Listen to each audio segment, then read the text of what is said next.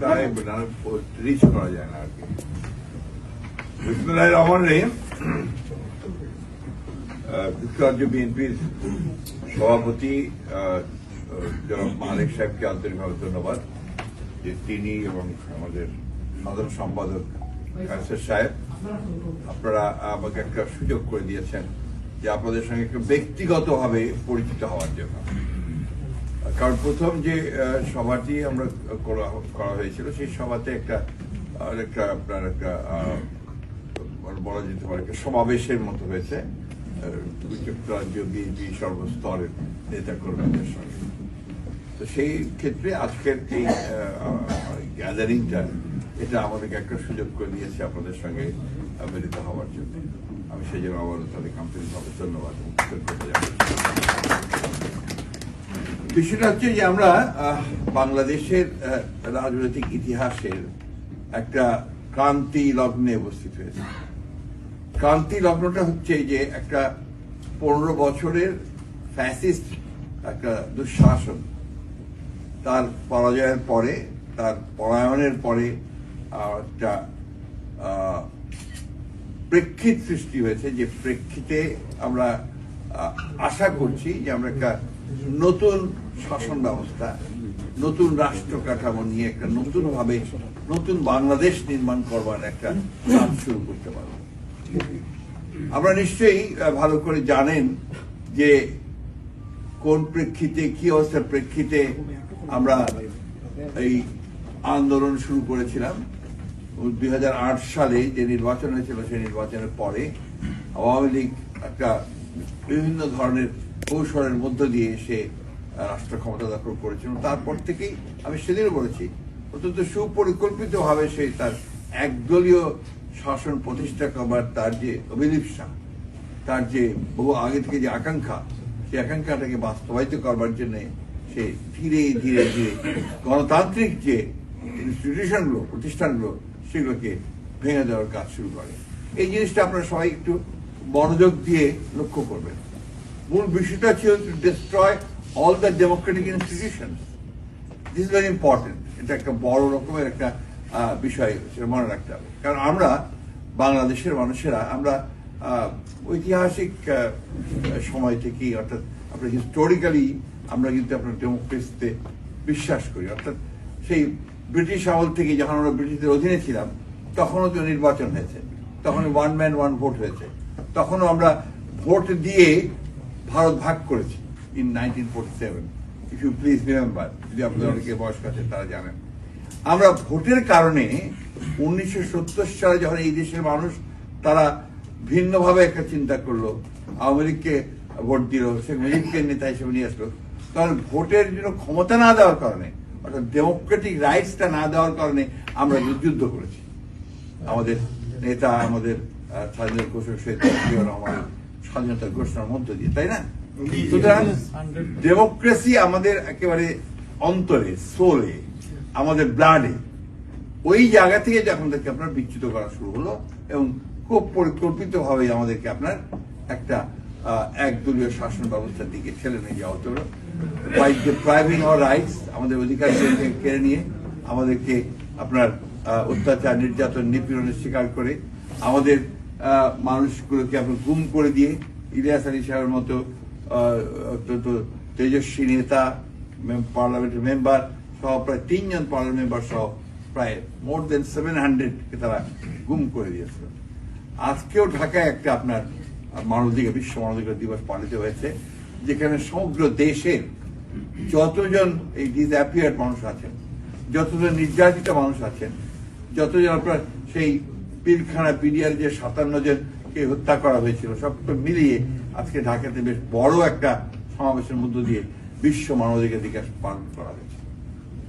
তাহলে দেখুন, আমরা কিন্তু প্রথম থেকেই এটা ফেস করতে শুরু করেছি, অর্থাৎ আমাদের অধিকারগুলোকে কেড়ে নেওয়া। আমি জিনিসটার উপর জোর দিচ্ছি এই জন্য যে আমাদের শুধু ক্ষমতায় যাওয়ার ব্যাপারটা নয়, কিন্তু ব্যাপারটা হচ্ছে আমার যে মিনিমাম যেটা আপনার গণতান্ত্রিক অধিকার, ওই লস্ট টাইম, সেটা আমরা হারিয়ে ফেলেছিলাম। ওইটাকে ফিরে পাওয়ার জন্য আমরা কিন্তু লড়াই শুরু করেছি। এবং দেখেন, প্রথম আঘাতটা তারা করেছে কোথায়? আমরা যে কেয়ারটেকার গভর্নমেন্ট সিস্টেমটা ইন্ট্রোডিউস করেছিলাম, অর্থাৎ যার মাধ্যমে একটা পিসফুল ট্রান্সফার অফ পাওয়ার হবে, সেই জায়গাটা কিন্তু আমরা আপনার আওয়ামী লীগ বাদ দিয়ে তারা দলীয় সরকার অধীনে নির্বাচনের ব্যবস্থা করলো। যার ফলে কি আমরা দেখেছি, পরপর 3টা নির্বাচন তারা জোর করে একদম বেআইনি ভাবে আপনার একেবারে নির্লজ্জ ভাবে তারা জোর করে নিয়ে চলে যায়। ফলে যেটা দেখা গেল যে আমরা লস্ট আওয়ার রাইটস, একই সঙ্গে আপনার মিডিয়া রাইটস, আমাদের ফ্রিডম অফ প্রেস এগুলো কন্ট্রোল করা শুরু করলো। এমন একটা ভয়ের অবস্থা সৃষ্টি করলো, ভয়ের ত্রাস, একটা ফিয়ার ফোবিয়া, যে কেউ ভয়ে লিখতো না, কেউ কথা বলতো না, কথা বলতে গেলেই আপনার তাকে ডিজিটাল সিকিউরিটি অ্যাক্ট অথবা সাইবার অ্যাক্টে দিয়ে দিত, সাংবাদিকরা ভয়ে লিখতে পারতো না, এই একটা অবস্থা তৈরি হয়ে গিয়েছিল। ফলে অনেকেই আশা ছেড়ে দিয়েছিল যে বোধহয় আর কিছু হবে না। ইতিমধ্যে নির্যাতনের প্রাথমিক পর্যায় হিসেবে কি করেছে, মিথ্যা মামলা, অসংখ্য মিথ্যা মামলা। এবং আপনারা শুনলে অবাক হবেন, অনেকে জানেন, ভুক্তভোগী আছেন এখানে, 60 লক্ষ মানুষের বিরুদ্ধে মিথ্যা মামলা, গায়েবী মামলা, ফেক মামলা। যারা আইনজীবীরা আছেন এখানে, যে ফেক মামলা কি জিনিস, আপনি জানেন, ওসি সাহেব লিখে দিলেন যে মুখ্যান ঘটনা ঘটেছে, তার সঙ্গে জড়িত ছিলেন এই 20 জন, আর তার সঙ্গে আরো অজ্ঞাতনামা 1000 জন। এটা দুটো কাজ হতো তাদের। একটা হচ্ছে যে মানুষ সবাই ভয়ে ভয়ে থাকতো, দিনে হচ্ছে পুলিশের একটা বাণিজ্য হতো, সেই ধরে ধরে মানুষকে নিয়ে আসতে হবে, তোকে এই মামলায় দিয়ে দিব, টাকা দে। এবং সেই টাকার পরিমাণ কম ছিল না, প্রচুর টাকা। আপনার অনেকেই ভুক্তভোগী আছেন, কেউ গুম হয়েছেন, কেউ আটকে থেকেছেন, বিভিন্ন ভাবে থেকে। তো সেই একটা ফেজ কিন্তু আমরা পারবো, আমরা লড়াই করেছি, আমরা কখনো বসে থাকিনি। আমাদের নেত্রী দেশনেত্রী বেগম খালেদা জিয়া, যেটা আমরা চিন্তাও করতে পারিনি, তার বিরুদ্ধে দুর্নীতির মামলা দিয়ে তাকে সম্পূর্ণ বেআইনি ভাবে, এটা ন্যায় বিচারের বাইরে গিয়ে তাকে অন্যায় ভাবে তাকে আপনার প্রথমে 5 বছরের কারাদণ্ড দেওয়া হয়, তারপর তাকে 10 বছরের কারাদণ্ড, হাইকোর্টে গিয়ে। কোর্ট কতটা বায়াস হলে ওপরে গিয়ে আরো বাড়িয়ে দেয়, সেটা কোন জায়গায় চলে গিয়েছিল। আল্লাহ অশেষ রহমত, যে বিচারক এটা করেছিলেন, তার বাড়ির ভিটা মাটি কিচ্ছু নেই, সব করে দিনাজপুরে মানুষ ওই দিনই 5 তারিখে গুড়িয়ে দিয়েছে। এটা হচ্ছে আল্লাহর বিচার, এটা হচ্ছে ডিভাইন জাস্টিস। এবং সেটা আল্লাহ তখনই করেন যেন আল্লাহ দেখেন যে একে এখন ওই ডিভাইন জাস্টিস দিয়ে পরাজিত করতে হবে, তাই না? তো সেই আল্লাহ তাআলা অশেষ রহমত যে আমরা বাংলাদেশের মানুষের সেই ডিভাইন জাস্টিস পেয়েছি এবং সেটা ঘটেছে। আমাদের নেতা তারেক রহমান সাহেব, আমাদের আমরা বলি যে তরুণ প্রজন্মের নতুন চিন্তা ভাবনা নিয়ে নতুন তিনি এসেছেন এবং বাস্তবতার সঙ্গেই এসেছেন। সেই মানুষকেও তারা প্রথমে আপনার অ্যারেস্ট করেছে, শারীরিক নির্যাতন করেছে, পরবর্তীকালে তাকে মিথ্যা মামলা দিয়ে 30-32টা মামলা, এমন কি মামলা, খুব ভয়ঙ্কর মামলা। একটা মামলা হচ্ছে যে হাসিনাকে হত্যা করার চেষ্টা করা 21শে আগস্টে, আর একটা কি 10 ট্রাক অস্ত্র পাচার করা। এই ধরনের জঘন্যতম সমস্ত মামলা দিয়ে তাকে নির্বাসিত করা হয়েছে, বিদেশে রাখা হয়েছে। তো জানেন যে তার ছোট ভাই আরাফাত রহমান কোকো, তিনি অসুস্থ, বিনা চিকিৎসা অসুস্থ অবস্থায় চলে গেছেন। এইরকম একটা ট্রমা একটা নিয়ে আমাদের নেতা, আমাদের নেত্রী দেশনেত্রী খালেদা এবং আমাদের নেতা তারেক রহমান সাহেব কিন্তু ধৈর্য ধরে তারা মোকাবেলা করেছেন। ম্যাডাম জিয়াকে আমরা আপসীন নেত্রী বলি, তাই না? গণতন্ত্রের আপসীন নেত্রী, উনি আবার প্রমাণ করেছেন যে তিনি হচ্ছেন আপসীন। দেখেন, একবারের জন্য তিনি দেশ ছেড়ে কোথাও যান নাই, এবং বারবার বলেছেন যে আমার বাইরে কোনো বাড়ি নেই, ঘর নেই, আমার কোনো উপায় নাই যদি আমি আমার চলতে পারবো, আমার বাইরে যাওয়ার কোনো সুযোগ নাই, আমি দেশেই থাকবো, দেশের মানুষের সঙ্গে আমার ভাগ্য জড়িত, আমি সেটাই করবো। এই মহিলাকেও তারা ওইভাবে রেখেছে। আজকে এখানে অনেক ভাই বলেছেন, তারা অনেকে, আমি চিনি অনেককে, যারা নির্যাতিত হয়েছেন, যারা এখনো আপনার সঠিকভাবে বাড়িঘর ফেরত পাচ্ছেন না, বাড়িঘর দখল হয়ে গিয়েছে। আমাদের দেশে আইন তো আবার আপনার কি ঝামেলা, আপনাদের এখানেও বিলাতের আইন ফলো করে, তো সেই পুরোনো আমার বিলাতের আইনও ফলো করে। ফলে এখানে এই বাড়িঘর সম্পত্তির যে আইনটা, এই আইনটা তো আপনি যতক্ষণ না বদলানো যাবে, আপনি তো ওখান থেকে বেরোতে পারবেন না। যার ফলে ধৈর্য ধরতে হবে, আমরা ওখানে জোর করে কিছু করা যাবে না, আইনের মধ্যে দিয়ে যেতে হবে। আমরা সেগুলো আপনার সংস্কারের জন্য, পরিবর্তনের জন্য আমরা কাজ করেছি, ইতিমধ্যে আমরা সাবমিটও করেছি। আমরা সংবিধান সংশোধনের জন্য বা পরিবর্তনের জন্য কমিশন করা হয়েছে, সেই কমিশনের কাছে আমরা আমাদের প্রস্তাবটা দিয়েছি। সবচেয়ে বড় জিনিস হচ্ছে আমরা একটা 31 দফা দিয়েছিলাম ফর চেঞ্জ, রাষ্ট্র ব্যবস্থার পরিবর্তন, রাষ্ট্র কাঠামোটার পরিবর্তন। কারণ আমরা দেখেছি যে এই রাষ্ট্র কাঠামোতে আপনার ওই কর্তৃত্ববাদী হওয়ার সম্ভাবনা খুব বেশি, ফ্যাসিস্ট হয়ে যাওয়ার সম্ভাবনা সবচেয়ে বেশি। সুতরাং রাষ্ট্রপতি এবং প্রধানমন্ত্রী এই দুজনের ক্ষমতা থেকে ভাগ করতে হবে, ব্যালেন্স আনতে হবে, এবং একটা মানুষকে সকল ক্ষমতার অধিকারী করা যাবে না। যে কারণে প্রধানমন্ত্রীর ক্ষমতাকে আমরা কমিয়ে নিয়ে আসার চেষ্টা করেছি। ওই 31 দফা আপনারা নিশ্চয়ই অনেকে পেয়েছেন, এটা ভালো করে পড়বেন। বিশেষ করে আমি আইনজীবীদেরকে বলবো এবং যারা পড়াশোনা করেন, বইটি লেখেন, 31 দফাটা কিন্তু একটা ম্যাগনা কার্টা। আপনারা এটা যদি ঠিক মতো বোঝেন, ঠিক মতো পড়েন, তাহলে কিন্তু আর অন্য কোনো কিছু দরকার হয় না। এটাই হচ্ছে আমরা নতুন পৃথিবী, নতুন বাংলাদেশ দেওয়ার আমরা একটা স্বপ্ন মানুষ স্বপ্ন আমরা দেখাতে পারি, তাই না? তো এটার জন্য কি করতে হবে? এটার জন্য আপনাদেরকে কাজ করতে হবে, যেটা আগে করেছেন ফ্যাসিস্টের হাত থেকে মুক্তি পাওয়ার জন্য। একইভাবে এই 31 দফাকে পপুলার করার জন্য এটা সরকারের কাছে প্রচার করতে হবে। আরেকটা কথা সেদিন আমি সেটা বলেছি, এখনকার এই যুদ্ধ আপনার সমাবেশের যুদ্ধ নয়। এখন যে যুদ্ধটা আপনাকে করতে হবে, এখনকার যুদ্ধ সেই যুদ্ধ আপনি স্লোগান দেওয়ার যুদ্ধ নয়।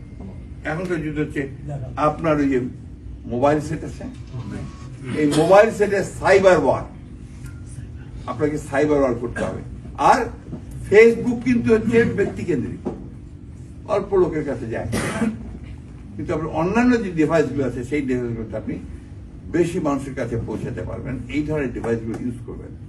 আমি এই জন্য সাজেস্ট করবো, আপনার এখানে অ্যাডভান্স মানুষ অনেকেই আছেন, যে যুক্তরাজ্য বিএনপি একটা আইসিটি সেল, মানে আপনার যে ইনফরমেশন সেল তৈরি করবে, এবং তারা একটা সোশ্যাল মিডিয়া সেল তৈরি করবে।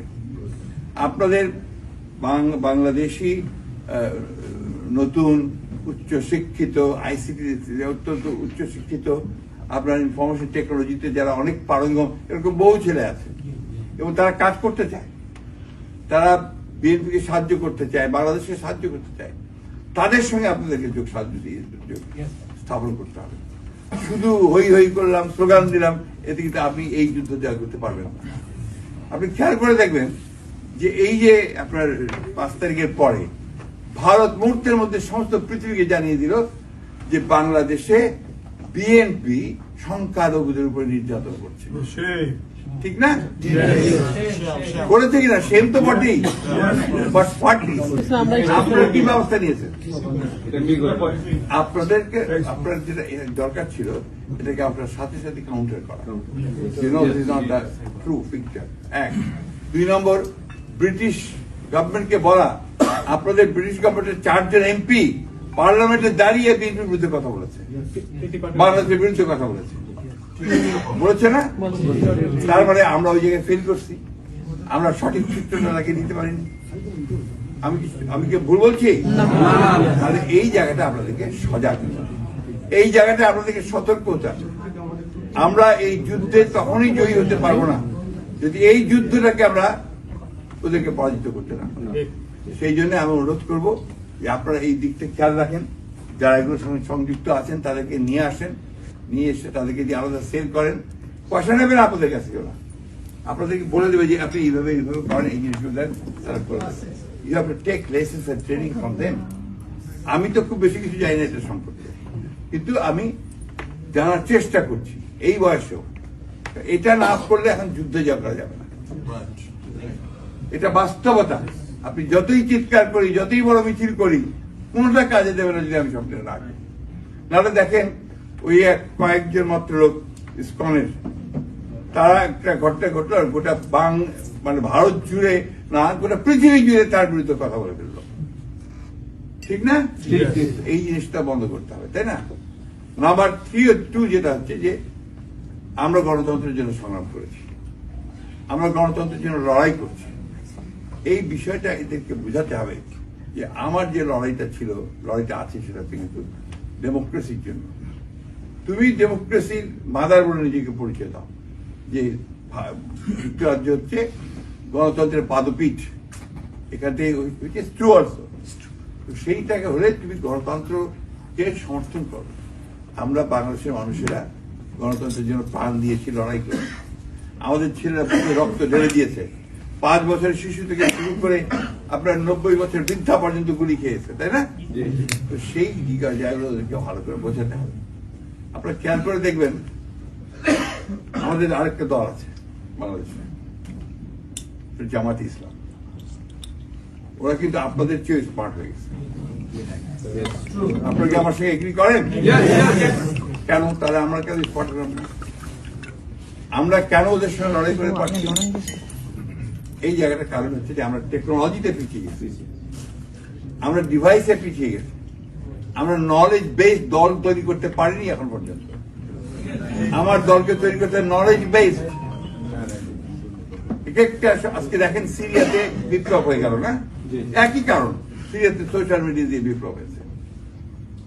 এর আগে আপনার বসন্ত, আরব বসন্ত হয়ে গেল, সে আরব বসন্ত কিন্তু একইভাবে আপনার ওই সোশ্যাল মিডিয়া দিয়ে হয়েছিল। এবার বাংলাদেশে যেটা হয়েছে সেটাও কিন্তু এই সোশ্যাল মিডিয়া দিয়ে হয়েছে। ছাত্ররা তারা সবাই সোশ্যাল মিডিয়া ইউজ করেছে, এই কারণে লক্ষ লক্ষ মানুষ নেমে এসেছে। আমাকে ইউজ দেয়, ওইটাকে ব্যবহার করি আমরা। কারণ আপনি সেই প্রাগৈতিহাসিক যুগের যদি এই লোহার কুড়াল নিয়ে যুদ্ধ করতে যান, এখন কি যুদ্ধে পারবেন? এমনি গাদা বন্দুক নিয়ে যুদ্ধ করলে কি আপনার প্যালেস্টাইনে পাড়ায় যাচ্ছে? যাচ্ছে না। এখন হচ্ছে আপনার মিসাইলস, বিভিন্ন রকম আণবিক শক্তির যন্ত্রপাতি, সুপারসনিক, তাই না? এই জিনিসগুলো আমাদের মাথায় আনতে হবে ভাই। শুধু হইচই করে চিৎকার চাচাবাদি করলে হবে না। will not win the war, but this time we have to win the war. Yes. Otherwise we don't exist. Yes. এই কথাটা মাথার মধ্যে আমাদের জানতে, বিশেষ ইয়াং জেনারেশনকে বলতে চাই। এই ইয়াং জেনারেশনের কাছে আমার অনেক অনেক প্রত্যাশা আমাদের। কারণ আমি যখন আপনার এর আগে আমরা যখন বক্তৃতা করতাম আপনার বিভাগীয় সমাবেশ, জেলা সমাবেশ, একটা কথাই আমরা বলতাম যে যতগুলো পরিবর্তন হয়েছে সমস্ত পরিবর্তন হয়েছে কিন্তু আপনার তরুণদের দিয়ে। সেই ভাষা আন্দোলন থেকে শুরু করেন, সব সময় ছাত্র যুবকের এই আন্দোলন পরিবর্তন হয়েছে। ছাত্র যুবকের আন্দোলন ছাড়া, তাদের সামনে আসা ছাড়া এটা সম্ভব হতো না। আজকে ছাত্ররা এসছে সামনে, আমাদের জনতা এসছে সামনে, বুকের রক্তটার সামনে গিয়ে ঢেলে দিয়েছে, তারপরে এটা হয়েছে। তারপরে হাসিনা পালিয়েছে, তাই না? নাহলে কি হাসিনা পালাতো? তো প্রিয় বন্ধুরা, সহকর্মীরা, আপনাদেরকে আমি আন্তরিকভাবে ধন্যবাদ এবং কৃতজ্ঞতা জানাতে চাই যে আপনারা আমাকে যথেষ্ট আতিথ্যতা দিয়েছেন। আমি মুগ্ধ, এবং এটার প্রতিদান আমার পক্ষে দেওয়া সম্ভব না। আমি আরো বেশি মুগ্ধ এই জন্যে যে আমাদের ভারপ্রাপ্ত চেয়ারম্যান মহোদয়, উনি যেহেতু লন্ডনে আছেন, উনি আপনাদের সামনে বলতে আমার এতটুকু দ্বিধা নেই, উনি প্রতি মুহূর্তে আমার খোঁজ নিয়েছেন। উনি প্রত্যেক দিন আমাদের নেতাদেরকে বলেছেন কেমন আছে দেখো। কালকে রাত থেকে আপনার আমি যে জায়গায় আছি সেই জায়গায় আপনার হিটিং সিস্টেমটা নষ্ট হয়ে গেছে। আজকে সকালে উনি ওনার বাসা থেকে হিটার পাঠিয়ে দিতে পারবো না। আমি আপনার সবাই দোয়া করবেন, আমি যেন সারাটা আমার বাকি জীবন যতদিন বেঁচে আছি আমি যেন বিএনপির কাজ করতে পারি, আমি যেন আমার loyal to my leaders Begum Khaleda Zia এবং তার গণসংখ্যা রাখতে পারি এবং মানুষকে ঐক্যবদ্ধ করার চেষ্টা করতে পারি। দিস শুড বি মাই মটো। এটাই আমি আল্লাহর কাছে দোয়া করি। আল্লাহ অনেক মেহেরবান, আল্লাহ এত মেহেরবান যে দেখেন আজকে দেশনেত্রী বেগম খালেদা জিয়া মুক্ত। আজকে আমাদের ভারপ্রাপ্ত চেয়ারম্যান সাহেব এখন পরিকল্পনা করছেন দেশে ফিরে যাবেন, তাই না? আমরা আজকে অন্তত দেশে আমরা রাত্রে ঘুমাতে পারি মানে নির্ভয়, ঠিক তো? এইটা আল্লাহ দিয়েছেন অবশ্যই। আমরা চেষ্টা করেছি, আপনারা চেষ্টা করেছেন, এবং আমাদের যুক্তরাজ্য বিএনপির হিসেবে আপনারা যেটা বলেছেন অতিরিক্ত দাবি করেননি, যে আপনারা সবচেয়ে বেশি ভূমিকা পালন করেছেন, আনপ্রেসিডেন্টেড। যার জন্য আপনাদেরকে আমি ধন্যবাদ জানাই। আবারও শেষ করব একটা অনুরোধ জানিয়ে যে আপনারা আবারও যুদ্ধটা শুরু করেন। যুদ্ধটা হচ্ছে যে আমরা ভারতের পরারত হয়ে থাকতে চাই না, আমরা মাথা উঁচু করে দাঁড়িয়ে থাকতে চাই। আমরা আমাদের নেতা, আমাদের প্রতিষ্ঠাতা শহীদ প্রেসিডেন্ট জিয়া রহমান সাহেবের যে স্বপ্ন, জাতীয়তাবাদের যে দর্শন, 19 দফা কর্মসূচি এবং মুক্ত বাংলাদেশের যে চিন্তা ভাবনা, সেটাকে প্রতিষ্ঠিত করতে চাই। দেশনেত্রী বেগম খালেদা জিয়া যে পথে এগিয়েছেন, গণতন্ত্র সেই পথে আমরা যেতে চাই। আর আমাদের তরুণ নেতা তারেক রহমান সাহেব আমাদেরকে যে নতুন বাংলাদেশের স্বপ্ন দেখাচ্ছেন 31 দফা দিয়ে, সেটাকে বাস্তবায়িত করার জন্য আমরা নিজেদেরকে যোগ্য হিসাবে তৈরি করি। That is very important. তো আমি আর কোথাও বাড়াবো না। আমি আবারও বলছি যে আপনাদের প্রতি আমি অত্যন্ত কৃতজ্ঞ। আপনারা আমাকে যেভাবে আতিথেয়তা করেছেন, সম্মান দিয়েছেন, সেজন্য আমি আপনাদেরকে ধন্যবাদ, কৃতজ্ঞতা জানাচ্ছি। আমার এখন বয়স হয়ে গেছে, আমাদের অনেকেরই বয়স হয়ে গেছে। আমরা নতুন যারা ইয়াং জেনারেশন, তাদের মুখের দিকে তাকিয়ে আছি যে তারা আমাদেরকে একটা নতুন স্বপ্ন দেখাবে, একটা নতুন দেশে নিয়ে যাবে, একটা যেখানে আনন্দ থাকবে, যেখানে সম্প্রীতি থাকবে, ভালোবাসা থাকবে, হিংসা থাকবে। আপনি একটা কথা বলেছিলেন যে আমরা দেখতে চাই না, আমি একটা কথা, প্রথম দিন যে ম্যাডাম যে বক্তৃতাটা করেছিলেন, ডু ইউ রিমেম্বার?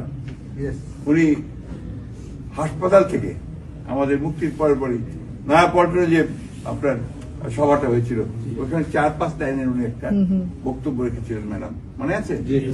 তিনি কি বলেছিলেন? তার প্রধান যে কথাটা ছিল যে অনেক রক্তপাত হয়েছে, অনেক ক্ষতি হয়েছে, আর রক্তপাত নয়, আর প্রতিহিংসা নয়, প্রতিশোধ নয়। আসুন আমরা এখন সবাই মিলে ঐক্যবদ্ধ হয়ে দেশকে গড়ে তোলার চেষ্টা করি, ভালোবাসার একটা বাংলাদেশ গড়ে। That is most important. এটা আপনারা সবাই মনে রাখবেন। আর একটা কথা, বিদেশে বাংলাদেশের যে সম্মান, সৌন্দর্য, এটা কিন্তু আপনাদের হাতে। How you behave, how you move, সম্পূর্ণ কিন্তু আপনাদের উপর নির্ভর করে, তাই না? এটা মাথায় রাখতে হবে। আর ছেলে মেয়েদেরকে আপনারা সবাই জানি খুব ভালো ভালো জায়গায় পড়াশোনা করাচ্ছেন, ওদেরকে বাংলাদেশের